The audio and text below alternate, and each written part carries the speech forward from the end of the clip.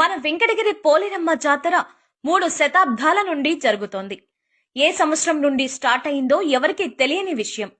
కానీ మన పూర్వీకులు చెప్పినట్టు 1714 సంవత్సరంలోనే వెంకటగిరిలో పోలేరమ్మ జాతర జరిగినట్టు ఆధారాలు ఉన్నాయి. అయితే 1917లో మన వెంకటగిరి ప్రాంతంలో కలరా వ్యాధి తీవ్ర స్థాయిలో వ్యాపించడంతో పెద్ద సంఖ్యలో జననష్టం జరిగింది. ఈ వ్యాధిని అరికట్టడానికి అప్పటి వెంకటగిరి రాజావారు భారీ ఎత్తున శీతల యాగం జరిపించారు. అంతేకాకుండా వెంకటగిరిలో అష్టదిగ్బంధనం యంత్రాలు కట్టించారు.